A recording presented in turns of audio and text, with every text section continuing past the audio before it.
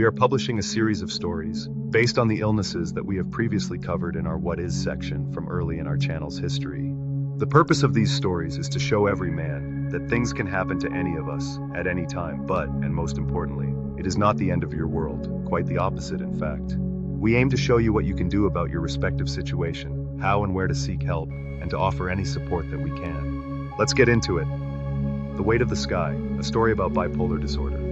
Rajesh had always described his emotions as weather, some days bright and buzzing, others thick with clouds. For much of his 35 years, he assumed everyone lived this way, that emotions naturally shifted between quiet breezes and chaotic storms. But those around him noticed patterns he didn't, sudden bursts of boundless energy followed by long periods of quiet withdrawal.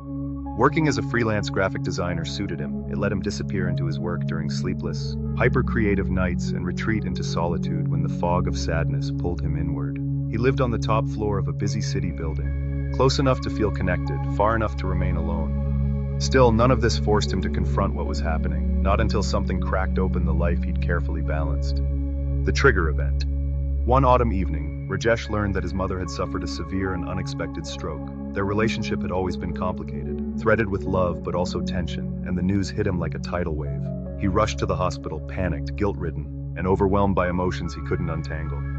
In the days that followed, something inside him ignited. His grief morphed into a blazing energy. He slept barely at all. He took on new projects, poured money into sudden ideas, and convinced himself he could handle everything. His mother's care, his work, his family's stress. Friends told him he seemed unstoppable, radiant, overflowing with confidence. Rajesh felt invincible, but the manic high had a limit. A few weeks later, after his mother stabilized, the upward rush collapsed. He plunged into exhaustion, sorrow, and a quiet despair that wrapped around him like heavy iron chains. He lost interest in food, in work, in speaking. His apartment dimmed into shadows. Thoughts of failure haunted him, whispering with relentless persistence. His sister Anika finally stepped in. When she found him staring blankly at the floor one afternoon, she insisted he see a doctor. This time, he didn't have the strength or the will to say no. The diagnosis. The psychiatrist listened as Rajesh described his unpredictable moods, weeks of electric creativity and sleepless energy followed by long, crushing periods of depression. He recounted the recent crash, the reckless confidence, the overwhelming sorrow. After several careful evaluations, the doctor explained the diagnosis. Bipolar I disorder. The words startled him, but also relieved him. A lifetime of confusing emotional storms suddenly formed a pattern he could see. The doctor reassured him. You're not broken, your brain just uses a different rhythm, and we can help you manage it. For the first time in a long while, Rajesh felt something close to clarity. Treatment. The treatment plan was tailored and steady. Medication.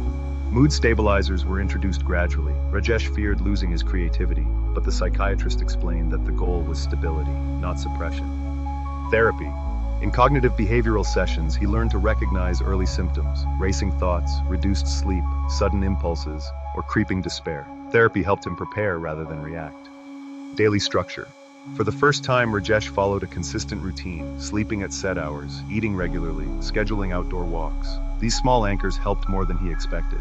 Progress wasn't linear. Some days felt hopeful, others felt like setbacks, but slowly the violent swings softened into manageable waves. Aftercare and a new way forward. Months later, Rajesh found himself working again at his desk, city sounds drifting in through the window, but his mind calmer and quieter than he remembered. Aftercare included regular therapy meetings, medication check-ins, support groups where he met others living with bipolar disorder, a circle of family and friends he finally allowed himself to rely on. He placed small reminders around his home. Routine protects you. Ask for help early. Your mood is weather, not identity. He reclaimed his creativity at a gentler, healthier pace. Painting became his outlet again, not a frantic burst of mania, but a thoughtful expression of color and depth.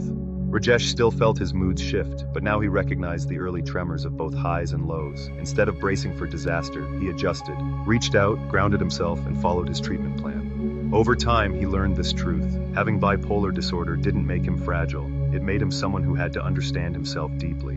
And with treatment, support, and patience, he discovered a life where the internal weather no longer ruled him, but simply passed through. There are links in the description to help you explore this subject further. We strongly advise that you get yourself checked out, or pass the details on to someone who may be struggling. And remember, there's never any shame in needing help to fix ourselves. And don't let anyone tell you any different. If you need some help relaxing, check out our sister channel, Supersonic Soothing Sounds, a place where sound is used to help you relax, unwind, and focus. Thanks for watching. See you all next time.